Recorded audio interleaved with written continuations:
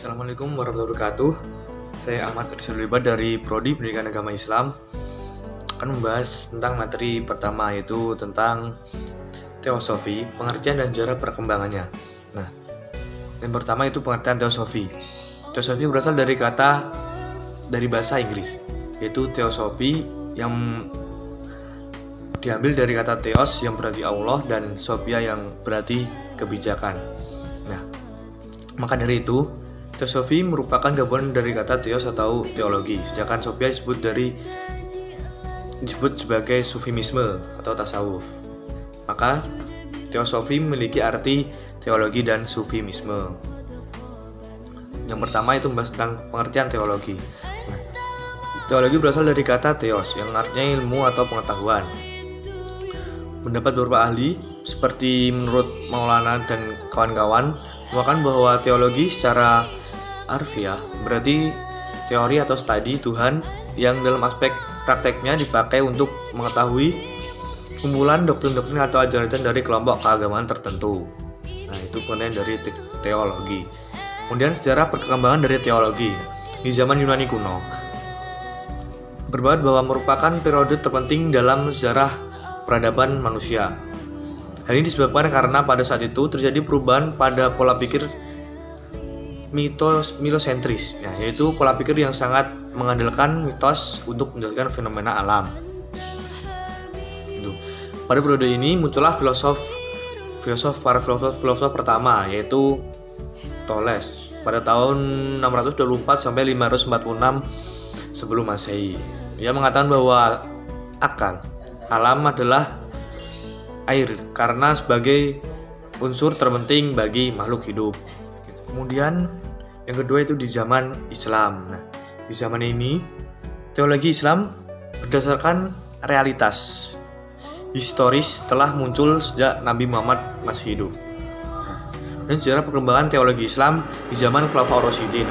Sejarah meriwayatkan bahwa Khulafaur Rasyidin adalah sejak meninggalnya Rasulullah yang terdiri dari Abu Bakar, Umar, Utsman, dan Ali. Kemudian perkembangan teologi Islam pada masa Khulafaur Rasyidin. Yang pertama adanya Khawarij. Khawarij ini secara bahasa Arab dari kata Khawarij. Secara harfiah berarti mereka yang keluar. Istilah Khawarij adalah istilah yang umum yang mencakup sejumlah aliran dalam Islam. Pada awalnya mengakui kekuasaan Ali bin Abi Thalib lalu menolaknya. Muncul pada abad ke-7.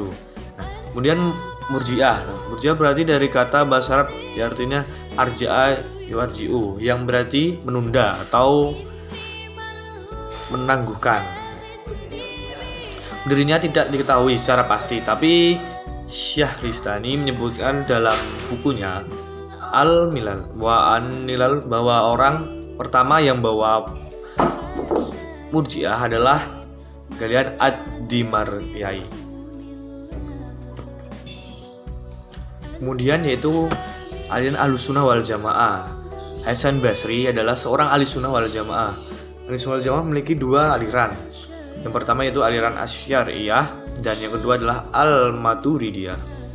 Kemudian Al-Mu'tazilah. Mereka adalah menunjuk dari Abdul Husail dan Atta yang memisahkan dari golongan yang bernama Hasan Basri gitu. Nah, itu tadi adalah pengertian dari teologi. Yang kedua yaitu pengertian sufisme. Nah, sufisme atau tasawuf merupakan ilmu yang mengetahui bagaimana cara mensucikan jiwa, menjernihkan akal, membangun dohir dan batin serta memperoleh kebahagiaan yang kekal itu. Kemudian sejarah dan perkembangan sufisme. Yang pertama itu masa pembentukannya. Tasawuf berasal dari kehidupan Rasulullah. Berkatalah Syekh Abdul Baqi Surur bahwa tahalus Rasulullah di Gua Hira merupakan cahaya pertama dan utama bagi nur tasawuf atau itulah benih-benih pertama bagi kehidupan rohani yang disebut dengan ilham hati atau renungan-renungan Hidaniyah. Kemudian di abad 1, bagian kedua Hasan Basri dengan ajaran Khauf. Tampaknya gua-gua yang lain dinamakan Qori, mengadakan gerakan yang memperbarui hidup kerohanian di kalangan kaum muslimin. Kemudian di abad kedua, tasawuf tidak banyak berbeda dengan abad sebelumnya. Persamaannya terdapat dalam corak kezuhudan, namun penyebabnya berbeda. Kemudian di masa pengembangan ini terjadi pada abad ketiga dan keempat. Nah, ini bercorak tasawuf sangat berbeda dengan abad sebelumnya. Pada abad ini tasawuf bercorak kefanaan. Pada akhir abad ketiga, orang-orang berlomba-lomba menyatakan pemikiran yang kesatuan kesaktian, satu kejadian kesatuan keagamaan dan sebagainya.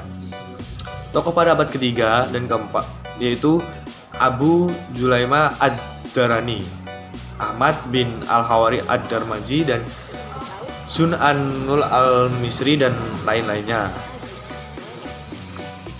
Selanjutnya di masa konsolidasi, ini memperkuat tasawuf dengan dasarnya yang artinya yaitu Al-Quran dan hadis, atau yang sering disebut dengan tasawuf, yakni tasawuf yang sesuai dengan atau terdiri dari sunnah Nabi dan para sahabatnya.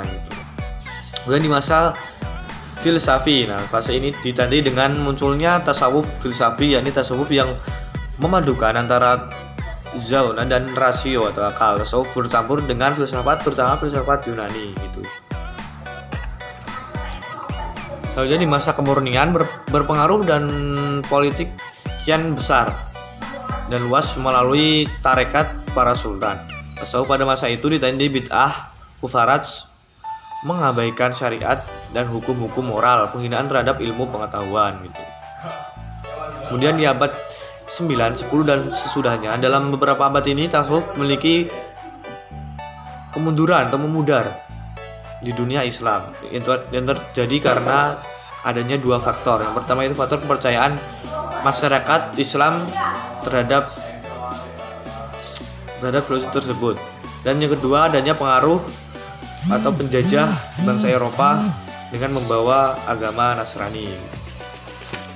Selanjutnya yaitu tentang materi kedua, itu tentang tasawuf falsafi, jejak dari Al-Ghazali dan Ibnu Arabi. Nah, Abu Hamid Al-Ghazali dilahirkan di desa Ghazaleh, dekat Tus, Iran Utara, pada tahun 1058 Masehi atau 450 Hijriah.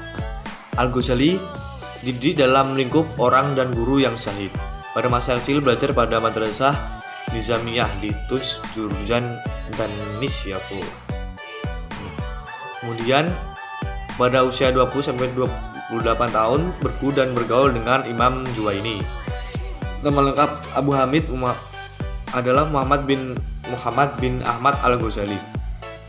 Pada tahun 471 Al-Ghazali berangkat menuju kota Naisabur karena tertarik dengan perguruan tinggi Nizamiyah. Pokok pemikiran tasawuf Al-Ghazali yaitu pokok pemikiran munculnya perasaan tarik-menarik yang kuat antara keinginan karena duniawi dan dorongan memenuhi tuntunan ukhrawi. Nah, yang kedua itu munculnya kesadaran telah terjerat ilmu yang tidak penting. Nah, yang ketiga itu munculnya kesadaran tidak adanya kemurnian niat. Kemudian datangnya panggilan iman dan seterusnya. Kemudian sebab-sebab adanya pemunculan kesadaran tasawuf disebabkan oleh dua penyebab, yaitu yang pertama sebab psikologis, itu terdiri dari keraguan filosofis, kemudian keraguan metodis dan keraguan metafisis. Nah, yang kedua tentang sebab-sebab dan pengalaman. Nah, di sini karya-karya Al-Ghazali terdapat 47 buah. Nah, itu terdapat dari beberapa kelompok, yang pertama kelompok filsafat dari ilmu kalam, kemudian ilmu fikih dan usul fikih, ilmu akhlak dan tasawuf, kemudian ilmu tafsir. Kemudian jejak Ibnu Arabi. Nah, Ibnu Arabi mempunyai nama lengkap yaitu Muhyi al-Din an Abdullah Muhammad bin Ali bin Muhammad bin Ahmad al-Arabi, Ali al-Hatimu At-Ta'i al-Andalas bin al-Arabi, dan juga disebut dengan Asy-Syaikh Al-Akbar. Nah, lahir pada 17 Ramadan 1560 bertepatan dengan 28 Juli 1965. di Muria, Valencia. Nah, Ibnu Arabi wafat pada tahun 22 Rabiul Tsani 638 atau bertepatan dengan 16 November 1240 di Damaskus. Sistem ajaran Sufi yang dikembangkan oleh Ibnu Arabi merupakan kombinasi antara Sufisme klasik dan filsafat Neoplatonisme serta teologi Islam. Ibnu Arabi menyatakan bahwa hanya ada satu realitas ultima dalam seluruh penciptaan, di mana Al-Haq memanifestasikannya dalam makhluk. Kemudian ajaran hakikah Muhammadiyah dari konsep wahdat al-wujud Ibnu Arabi muncul dua konsep, yaitu konsep hakikat al-Muhammadiyah dan konsep wahdat al-adyan. Menurut Ibnu Arabi, Tuhan adalah penciptaan alam semesta. Adapun proses penciptaannya adalah sebagai berikut. Yang pertama, tajali zat Tuhan dalam bentukan yang sabija. Kemudian tazalul zat Tuhan dari alam ma'ani dan kealaman. Yang ketiga, tamazul kepada realitas nafsiyah, yaitu alam nafsir berpikir. Kemudian tanazul Tuhan dalam bentuk ide materi, bukan materi, yaitu alam mitral atau ide atau khayal. Kemudian alam materi, yaitu alam indrawi. Penjelasan berikutnya dari Ibnu Arabi mengenai proses kejadian penciptaan alam. Hubungannya dengan kedua ajaran tersebut yaitu sebagai berikut. Yang pertama, wujudnya Tuhan sebagai wujud mutlak, yaitu zat yang mendiri dan tidak berhajat kepada suatu apapun. Yang kedua, wujud hakikah yang Muhammadiyah sebagai imani atau pelimpahan pertama dari wujud Tuhan, dan dari sini muncul segala wujud dengan kedua ajaran tersebut. Kemudian yaitu karya-karya Ibnu Arabi. Yang pertama itu kitab Al-Futas Al-Makkiyah fi Makrifat Al-As'ar Al-Malikiyah Al-Mulkiyah. Yang kedua itu kitab Fusus Al-Hikam. Yang ketiga itu kitab Rosail Ibnu Al-Arabi. Itu tiga kitab yang merupakan karya-karya dari Ibnu Arabi. Kemudian materi yang ketiga yaitu tentang perbedaan pandangan antara filosof dan sufi mengenai Tuhan, manusia, dan alam. Kita membahas yang pertama itu Tuhan. Dalam pandangan filsafat pendidikan Islam, yang pertama itu yaitu kepercayaan kepada Tuhan. Tuhan dipahami sebagai roh maha kuasa dan asas dari suatu kepercayaan. Kajian tentang Tuhan dalam ilmu kalam itu di kalangan para ahli ilmu kalam, kajian terhadap Tuhan terutama dari segi sifat dan perbuatannya dilakukan sangat mendalam. Kemudian kajian tentang Tuhan dalam ilmu tasawuf. Di kalangan para ahli tasawuf, kajian tentang Tuhan tampak lebih mendalam lagi. Dalam ilmu tasawuf yang dipentingkan bukan hanya sekedar mengetahui sifat dan perbuatan Tuhan, tetapi yang lebih dipentingkan lagi adalah dapat mengetahui, memahami, mengenal dan mendekati, mencintai dan dicintai Tuhan, bahkan dapat berkomunikasi dan bersatu secara batiniah dengan Tuhan. Kemudian yaitu kajian tentang Tuhan dalam filsafat Islam.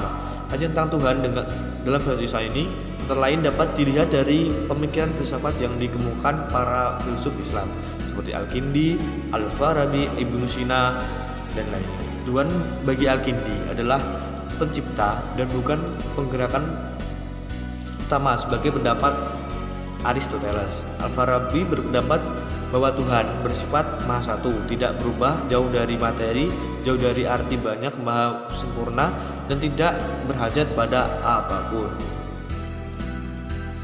Kemudian manusia. Pandangan filsafat pendidikan Islam tentang manusia, pertama itu pemikiran tentang manusia dan hubungan dengan pendidikan. Terdapat sejumlah pemikiran yang melatar belakangi perlunya mengkaji filsafat manusia dalam hubungan dengan pendidikan. Yang pertama itu bahwa pembahasan tentang manusia amat erat dengan kaitannya pendidikan. Pendidikan dilakukan oleh manusia dan untuk manusia. Kedua, bahwa dalam perumusan berbagai komponen pendidikan, mulai dari visi, misi, tujuan, kurikulum tengah pendidikan, serta pendidik, proses belajar mengajar, kepemimpinan, pengelolaan, dan lingkungan, senantiasa titik tolak pada pandangan atau pemikiran tentang manusia. Yang ketiga, bahwa masalah manusia adalah masalah yang selalu dibicarakan oleh manusia sendiri, yang tak habisnya dan sungguh misterius. Nah, kemudian manusia menurut para ahli, yaitu menurut pertama itu manusia menurut ilmu antropologi melihat manusia berdasarkan teori evolusi. Menurutnya bahwa semua makhluk termasuk manusia pada mulanya muncul dari suatu sel yang amat sederhana, kemudian berproses dan berevolusi secara bertahap menuju taraf yang lebih sempurna. Yang kedua, manusia menurut ilmu sosiologi. Nah, manusia adalah makhluk hidup dan kehidupannya tidaklah dapat dipisahkan dari hidup berkelompok. Jadi kita tidak bisa hidup individualis. Yang ketiga itu menurut ilmu psikologi. Nah, menurut Maurice L. Beach dan Maurice Behan, dikutip oleh Anas Udin Sukmadinata, bahwa pandangan manusia menurut ilmu sosial dapat dibagi ke dalam 3 teori, yaitu teori disiplin mental, behavioralisme, kognitif, Gertrude Field, dan konvergensi. Kemudian manusia menurut para filsuf pada umumnya manusia adalah makhluk yang dapat berpikir, dan dengan berpikirnya ini manusia menunjukkan eksistensi dan perannya. Kemudian manusia menurut Islam. Nah, Islam mengakui atau menurut pendapat para sosiolog yang menyatakan bahwa manusia sebagai makhluk sosial atau makhluk yang berwujudnya kehidupannya membutuhkan orang lain, dan juga berdasarkan pada dalil nakli dan hadis Nabi Muhammad serta ijma ulama atau qiyas. Kemudian alam. Pandangan filsafat pendidikan Islam tentang alam. Teori tentang alam jagat raya. Menurut Mutahari bahwa pada umumnya ada 3 macam konsepsi tentang alam atau interpretasi manusia tentang alam semesta. Sumber informasi ada 3 hal, yaitu ilmu pengetahuan, filsafat, dan agama. Ada 3 macam konsepsi tentang alam semesta: konsepsi ilmiah, konsepsi filsuf, konsepsi religius. Pertama, konsepsi alam jagat raya menuntut ilmu pengetahuan dapat membantu manusia membentuk pendapat. Kedua, konsepsi alam semesta menurut filsafat tidak bersifat terperinci dan spesifik sebagaimana hanya ilmu pengetahuan, didasarkan pada prinsip universal atau menyeluruh, komprehensif, holistik, mendalam, rasional, spekulatif, dan menjelajah. Kemudian menurut Al-Farabi dan Ibnu Sina berpendapat bahwa alam jagat raya adalah diciptakan oleh Allah Subhanahu wa taala melalui teori emanasi atau pencaranya. Itu konsepsi alam raya menurut agama Islam jauh lebih lengkap dibandingkan dengan konsepsi alam menurut ilmu pengetahuan dan filsafat. Islam mengembangkan alam raya tidak hanya dari segi jenis dan macamnya, melainkan juga dari segi proses penciptaannya, sifat karakter yang dimilikinya, kedudukan, makrud, dan tujuan penciptaannya. Al-Quran menjelaskan bahwa yang dimaksud dengan alam adalah segala sesuatu selain Allah atau segala sesuatu yang diciptakan oleh Allah SWT. Dari segi sifat dan karakternya, Islam menginformasikan tentang alam dengan amat lengkap. Contohnya sebagai berikut, yaitu al-patuh dan tunduk pada Allah, memiliki ukuran pasti dapat dimanfaatkan manusia, berubah pada setiap waktu, memiliki sifat dan karakter, dan sebagainya. Itu teori kenabian menurut filosof dan sufi. Nah, itu konsep kenabian atau an-nubuwah. Pada akhirnya konsep kenabian adalah suatu bentuk upaya paling penting yang pernah dilakukan oleh para filsuf muslim dalam mendamaikan filsafat dan agama. Amal dan nakl, bahasa langit dan bahasa bumi. Menurut Al-Farabi, Tuhan memancarkan akal-akal yang masing-masing memiliki planet untuk diatur. Akal adalah wujud kedua setelah Tuhan merupakan wujud pertama. Kemudian menurut Ibnu Sina, jiwa manusia disebut juga al-quwwatun nazibah, mempunyai 2 daya, yaitu daya praktis dan teoritis. Daya praktis hubungannya dengan hal yang abstrak. Daya teoritis ini mempunyai tingkatan sebagai berikut, yaitu akal material, akal malalakat, akal aktual, dan akal mustafad. Kemudian menurut epistemologi atau teori nabi nubuah berasal dari kata naba yang berarti berita karena datang dari suatu tempat ke tempat yang lain. Menurut Al-Ghazali, kenabian merupakan suatu fase di mana di dalamnya terdapat mata yang bercahaya. dengan cahaya tersebut tanpa hal-hal yang gaib dan yang tidak diketahui oleh akal. Menurut Al-Hakim At-Tirmidzi, kenabian adalah pengetahuan tentang Allah dan terbukanya tabir sehingga dapat mengetahui rahasia-rahasia kegaiban. Kemudian dari pengertian di atas dapat dikatakan bahwa seseorang nabi adalah seorang yang diutus oleh Allah SWT demi kemaslahatan kehidupan dunia dan untuk memberi peringatan tentang akhirat. Kemudian teori kenabian menurut Ibnu Arabi, dalam agama Islam, teori kenabian merupakan tema kajian sangat sengit yang belum bisa diberhentikan hingga saat ini. Nama lengkap dari Ibnu Arabi yaitu Ibnu Arabi Abu Bakar Muhammad bin Ibnu Ali Muhyiddin Al-Hatimi At-Toi Al-Andalusi.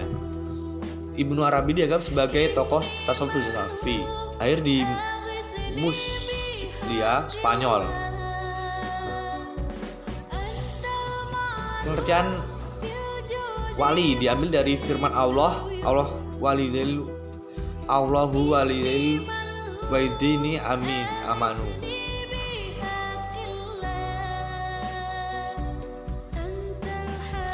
Menurut pendapat dari Ibnu Arabi secara umum dan menetapkan bahwa kenabian berlangsung secara terus-menerus. Selain itu, ia berdoa kesempurnaan dan kesucian hanya ada pada kewalian dan tidak pada kenabian. Fungsi para nabi adalah menyampaikan pada umat manusia apa yang baik dan apa yang buruk bagi keseluruhan diri gitu. Kemudian menurut Al-Ghazali berpendapat bahwa kenabian adalah persoalan yang dapat diterima secara agama, secara rasional, dan hal ini dapat dilihat lebih dalam bahwa kenabian merupakan fenomena psikologis.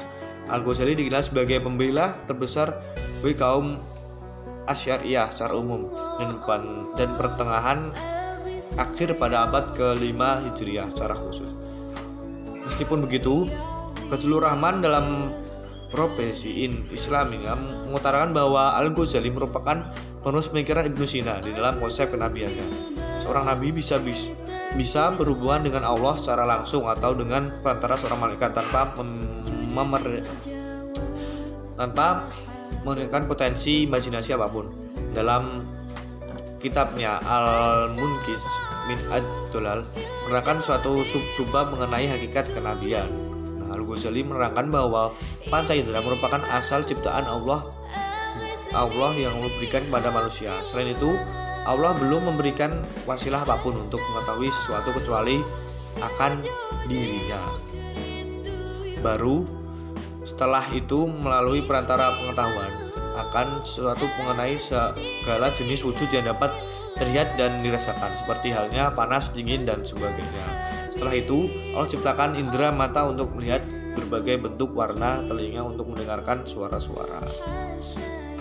Terima kasih. Sekian dari saya. Wassalamualaikum warahmatullahi wabarakatuh.